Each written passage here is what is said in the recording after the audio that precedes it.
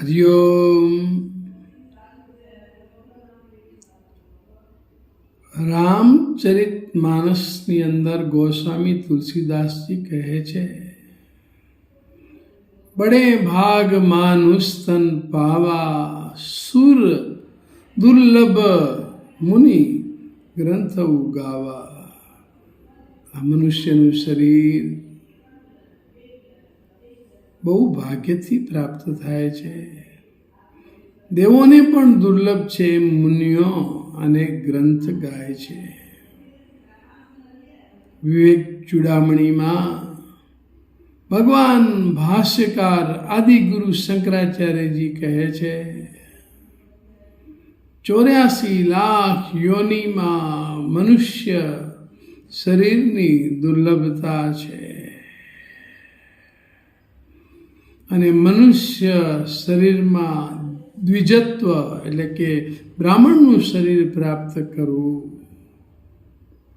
એ વિશેષ દુર્લભ છે. અને બ્રાહ્મણ શરીરમાં પણ વેદો, ઉપનિષદો, બ્રહ્મ વિદ્યા પ્રાપ્ત કરી અને બ્રહ્મ તત્વને પામવું અતિ દુર્લભ છે. ઈશ્વર અને ગુરુઓની કૃપાથી આ બધું પ્રાપ્ત થાય છે. ગજાનંદ ગણપતિ મહારાજના અનુગ્રહથી, દેવી શક્તિઓની કૃપાથી આ બધું પ્રાપ્ત થાય છે.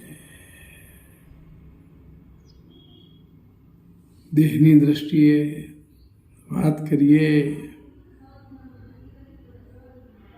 તો આ દેહનો આજે જન્મદિવસ છે, 5મી નવરાત્રિ. સર્વમંગલ માંગલ્ય શિવે સર્વાર્થ સાધિકે શરણે ત્રંબકે ગૌરી નારાયણી નમસ્તુતે. મા ભગવતી ની કૃપાના કારણે, અષ્ટધા પ્રકૃતિની કૃપાના કારણે મનુષ્યનું શરીર પ્રાપ્ત થયું છે. બ્રહ્મનિષ્ઠ અને શ્રોત્રિય ગુરુઓ પ્રાપ્ત થયા છે. નિયમિત સારો સત્સંગ પ્રાપ્ત થયો છે અને આજીવિકા ઈશ્વરની કૃપાથી સારી રીતે ચાલે છે. આ 4 સંજોગો એક સાથે પ્રાપ્ત થાય તો ઈશ્વરની પૂર્ણ કૃપા સમજવી એમ પંચદશીની સમીક્ષા કરતા વિનુભાઈ ભગત કહે છે. અને તમામે તમામ સત્શાસ્ત્રો અને સદગુરુઓ પણ કહે છે. એટલે મા ભગવતીની કૃપાથી, મા સરસ્વતીની કૃપાથી, ગજાનંદ ગણપતિ મહારાજના અનુગ્રહથી વેદો અને ઉપનિષદોના સિદ્ધાંતને ગઝલોમાં ઢાળવાનું સદભાગ્ય પ્રાપ્ત થયું છે. એમાંથી એક મનુષ્ય દેહની મહાનતાને બતાવતી એક ગઝલ, જે વાસ્તવમાં ભજન જ છે, એ આપની સમક્ષ રજૂ કરું છું. મારા શબ્દરૂપી ફૂલોને આપ સર્વ નામ રૂપની પાછળ રહેલા મહાદેવને હું સમર્પિત કરું છું. દેહ મેરા ધન્ય હૈ, सदगुरु ईश्वर मिले हैं. देह मेरा धन्य है, प्रेम के सागर मिले हैं. देह मेरा धन्य है. ઈશ્વરના અનુગ્રહથી મનુષ્ય શરીરની પ્રાપ્તિ થઈ છે. એમાંય પ્રાતઃ સ્મરણીય બ્રહ્મનિષ્ઠ અને શ્રોત્રિય ગુરુદેવ સ્વરૂપાનંદ સ્વામીજી મહારાજની જીવનમાં પ્રાપ્તિ થઈ અને એમને જેમ છે એમ શ્રુતિ પ્રમાણથી પોતાનું સ્વરૂપ સમજાવ્યું. આ દેહને અપનાવ્યો એ અમારા સદભાગ્ય છે कि सदगुरु ईश्वर मिले हैं, देह मेरा धन्य है. સદગુરુના રૂપમાં બ્રહ્મનિષ્ઠ અને સ્ત્રોત્રીય ગુરુદેવ સ્વરૂપાનંદ સ્વામીજી અમને પ્રાપ્ત થયા એ અમારા સદભાગ્ય છે. એ ગુરુજી નથી, પણ અમારા માટે ગુરુ સાક્ષાત પરબ્રહ્મ સ્વયં ઈશ્વર જ છે. ઈશ્વરો ગુરુરાત્મેતિ મૂર્તિ ભેદ વિભાગીને વ્યોમ વ્યાપ્ત દેહાય દક્ષિણામૂર્તે નમઃ એમ ભગવાન શંકરાચાર્યજી કહે છે. ઈશ્વર અને ગુરુઓમાં મૂર્તિ ભેદે ફરક લાગે છે, સ્વરૂપની દ્રષ્ટિએ ફરક નથી. सदगुरु ईश्वर मिले हैं, देह मेरा धन्य है. ने प्रेम के सागर मिले हैं, देह मेरा धन्य है. भगवान भाष्यकार सदगुरुने करुणाना सागर કહે છે અને ઈશ્વર ગુરુઓની કૃપાથી અમે એમને પ્રેમના સાગર કહીએ છીએ. प्रेम के सागर मिले हैं, देह मेरा धन्य है. અને આ બધું પ્રાપ્ત કરવા માટે નિષ્કામ કર્મ, શાસ્ત્રોક્ત ઉપાસના, શાસ્ત્રોક્ત યોગ અને આવરણ ભંગની પ્રક્રિયા થાય પછી સમજાય છે. જેમ કોઈ વ્યક્તિનું 6 રોટલી ખાય પછી પેટ ભરાતું હોય, 5 રોટલીને સાઈડમાં મૂકીને 6ઠ્ઠી રોટલીને એની થાળીમાં પીરસવામાં આવે તો પેટ ભરાતું નથી. એમ નિષ્કામ કર્મ, ઉપાસના અને યોગ વગર તત્વ જેમ છે એમ સમજાતું નથી. એટલે સાધન સંપન્નતાનું પોતાનું મહત્વ છે. સાધન ચતુષ્ટ, સાધન પંચકમ ભગવાન ભાષ્યકારે સ્ત્રોત્રની રચના કરી છે. સાધનાએ રંગ लाई और फल देती गई. જીવનની અંદર સાધના વગર કોઈ પણ મહાન બનતું નથી. એટલે આપણા સત્શાસ્ત્રો અને સદગુરુઓ તપ, સેવા અને સુમરીનના સિદ્ધાંતોનું નિરૂપણ કરે છે અને એને જીવનમાં અપનાવીને જ જીવનમાં મહાન બનાય છે. સાધનાએ રંગ लाई और फल देती गई. નિષ્કામ કર્મ, ઉપાસના અને યોગ પોતાના ફળ આપે ત્યારે પરમ તત્વને પામવા માટેના દ્વાર ખુલ્લા થાય છે. નિષ્કામ કર્મ ફળ આપે, મળ દૂર થાય. ઉપાસના અને યોગ ફળ આપે, વિક્ષેપ દૂર થાય અને આવરણ ભંગનો પ્રશ્ન રહે. ત્યારે ઈશ્વર કૃપાથી બ્રહ્મનિષ્ઠ અને સ્ત્રોત્રીય ગુરુનું આપણા જીવનમાં આગમન થાય અને પછી તેઓ કૃપા કરીને, કરુણા કરીને આપણને સત્શાસ્ત્રોના આધારે ત્રિકાલાબાધિત સ્વરૂપને સમજાવે અને આપણે સમજાય. તીવ્ર તાલાવેલી હોય અને સમજાય. આત્માની અદ્વિતીયતા સમજાય, આત્મા શું પરમાત્મા સમજાય. ત્યારે જીવનની સાચી સાર્થકતા છે. અને એક શરીરમાં નહીં પણ સર્વત્ર સર્વ ખલુ ઇદમ બ્રહ્મ સર્વત્ર પરમાત્માના દર્શન થાય. साधनाएं रंग लाई और फल देती गई. प्रभु मुझे अंदर मिले हैं, देह मेरा धन्य है. ત્યારે પ્રત્યેક આત્મા રૂપે પંચકોશ અવસ્થાઓથી હટીને, ત્રણ શરીરોથી હટીને પોતાના આત્મ સ્વરૂપને પમાય છે. પ્રભુ જેની આપણે શોધ કરીએ છીએ એના દર્શન થાય છે, એની પ્રાપ્તિ થાય છે. પ્રાપ્તસ્ય પ્રાપ્તિ બોલવું આસાન છે,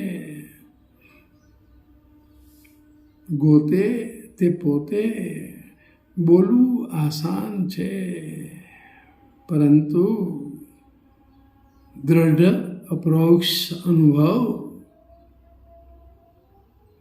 કરવો આસાન નથી.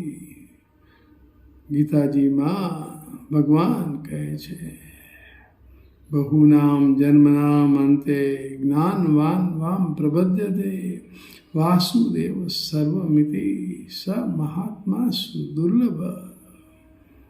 અનેક જન્મો પછી જ્ઞાની પુરુષનું પ્રગટીકરણ થાય છે અને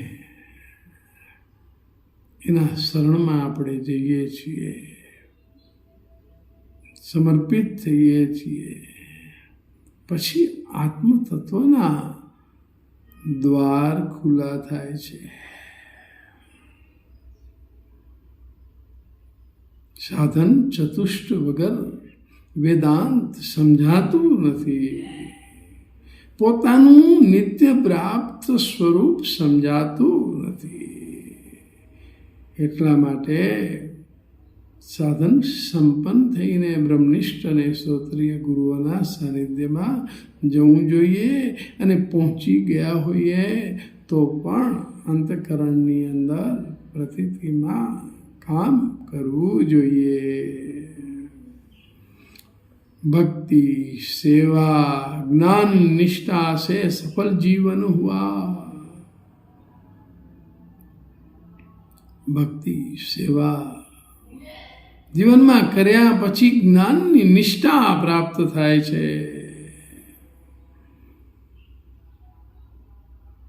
ગીતાજીમાં પણ ભગવાન કહે છે ને કે પહેલા ગુરુજીને પ્રણામ કરો,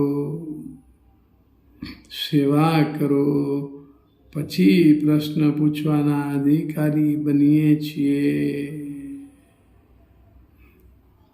આ બહિરંગ સાધન છે, બહારના સાધન છે. પછી અંતરંગ સાધનોમાં શ્રદ્ધા, તત્પરતા અને ઇન્દ્રિય સંયમ.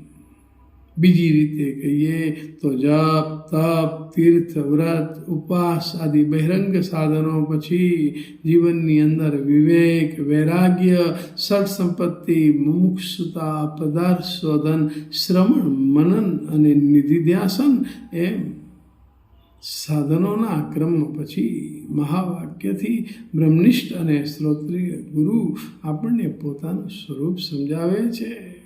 ત્યારે સમજમાં આવે છે પોતાની રીતે કોઈને પણ સમજમાં આવતું નથી. શ્રુતિ, સ્મૃતિ, યુક્તિ અને અનુભવ પ્રમાણથી સ્વરૂપ સમજાય છે એમ સત્શાસ્ત્રો અને સદગુરુઓ કહે છે. ભક્તિ સેવા જ્ઞાન નિષ્ઠા से सफल जीवन हुआ. स्वप्न सब सुंदर मिले हैं, देह मेरा धन्य है. અને આ સરસ મજાના સુંદર સ્વપ્ન જે પરમ તત્વને પમાડે એવા સ્વપ્ન જીવનની અંદર પ્રાપ્ત થાય છે. ત્યારે જાગ્રત, સ્વપ્ન અને સુષુપ્તિ અવસ્થાઓનો વિવેક થાય છે અને ઈશ્વર કૃપાથી, ગુરુ કૃપાથી સ્વપ્નવત સંસાર જણાય છે. દેસલ કરી લે વિચાર, સપના જેવો છે સંસાર, એમ ગુરુજી કહેતા. उपनिषद का ज्ञान मुझको मिल गया, मैं બ્રહ્મ હું. ઉપનિષદોનું જ્ઞાન પ્રાપ્ત થાય છે કે મારું વાસ્તવિક સ્વરૂપ બ્રહ્મ સ્વરૂપ છે, આત્મ સ્વરૂપ છે. उपनिषद का ज्ञान मुझको मिल गया, मैं ब्रह्म हूँ. वेद सब भीतर मिले हैं, देह मेरा धन्य है. तो ત્યારે 4 વેદ, ઉપનિષદો, બ્રહ્મસૂત્ર, ગીતાજી, 18 પુરાણ, 6 દર્શનો, પૂર્વ મીમાંસા, ઉત્તર મીમાંસા, ન્યાય, વૈશિષ્ય, સાંખ્ય અને યોગ, રામાયણ, આ બધા અદ્ભુત ગ્રંથો છે. એનો અભ્યાસ કરવો જોઈએ અને પછી આપણને ખ્યાલ આવે છે કે મારા વ્યાપક સ્વરૂપની અંદર આ બધા સત્શાસ્ત્રો રહેલા છે. એટલે સત્શાસ્ત્રોની કૃપાનું જીવનમાં વિશેષ મહત્વ છે. आँख खोली और देखा, एक मैं ही हूँ. आँख खोली और देखा, एक मैं ही हूँ. कल्पना को पर मिले हैं, देह मेरा धन्य है. आँख खोली और देखा, एक मैं ही हूँ. જાગ્રતમાં જ્યારે સદગુરુઓ જગાડે છે આપણને, ત્યારે પોતાનું આત્મ સ્વરૂપ સમજાય છે. નહીતર તો ઊંઘમાં જ આપણે જાગીએ છીએ, જન્મ લઈએ છીએ અને મરીએ છીએ અનેક જન્મો સુધી. જ્યારે સદગુરુ જગાડે છે, શાસ્ત્રોના આધારે જગાડે છે, ત્યારે જાગૃતની ઊંઘ પૂરી થાય છે. એટલે નરસિંહ મહેતા કહે છે, જાગીને જોઉં તો જગત દિશે નહીં, ઊંઘમાં અટપટા ભોગ ભાસે.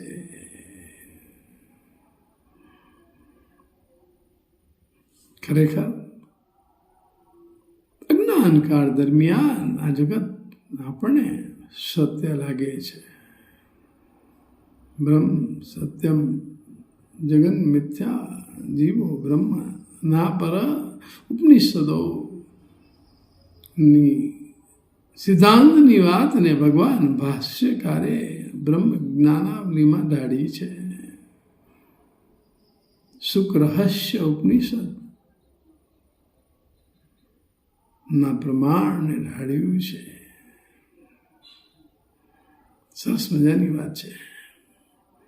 आँख खोली और देखा, एक मैं ही हूँ. જેમ રાતના એક રૂમની અંદર આપણે સૂતા હોઈએ અને કુંભ મેળો દેખાય આખે આખો, ત્યાં અલગ અલગ વાહનોથી આપણે પહોંચ્યા હોઈએ, એ વાહનો દેખાય, ત્યાં અનેક જિજ્ઞાસુઓ, મુમુક્ષુઓ અને સરસ મજાનો પ્રયાગરાજનો છે આખે આખો કિનારો દેખાય. અનેક અવધૂતો, સંતો, મહાપુરુષો દેખાય. પરંતુ આંખ ખોલીએ અને સ્વપ્ન સૃષ્ટિ અંદર સમાઈ જાય, એમ બ્રહ્મનિષ્ઠ અને શ્રોત્રિય ગુરુ આ જાગ્રત, સ્વપ્ન અને સુષુપ્તિના ખેલને પોતાના સ્વરૂપમાં સમજાવી દેતા હોય છે, સમાવી લેતા હોય છે. आँख खोली और देखा, एक मैं ही हूँ. ત્યારે ખબર પડે છે કે હું જ છું. સર્વત્ર હુંના દર્શન, એક દેહની ઉપાધિમાં હુંના દર્શન નહીં. मुझे मेरी मस्ती कहाँ लेके आई, जहाँ मेरे अपने सिवा कुछ नहीं. અમે પણ ગુરુદેવના કૃપામાં, કરુણામાં લખ્યું છે, આય નાના આ નગરમાં માત્ર હું ને હું જ છું. દ્વૈત ક્યાં છે આ સફરમાં, માત્ર હું ને હું જ છું. આંખ ખોલી और देखा, एक मैं ही हूँ. कल्पना को पर मिले हैं, देह मेरा धन्य है. કલ્પનાને સુંદર છે એ પાંખો મળે છે અને પાંખ અને શાંખ સદગુરુ આપે છે ત્યારે પોતાનું આત્મ સ્વરૂપ ખુલ્લું થાય છે. એવા બ્રહ્મનિષ્ઠ અને શ્રોત્રિય ગુરુદેવ સ્વરૂપાનંદ સ્વામીજીના ચરણોમાં કોટી કોટી પ્રણામ સાથે આપ સર્વ જિજ્ઞાસુઓ, મુમુક્ષુઓના હૃદયમાં રહેલા પરમાત્માને હું વંદન કરું છું. હરિ ઓમ.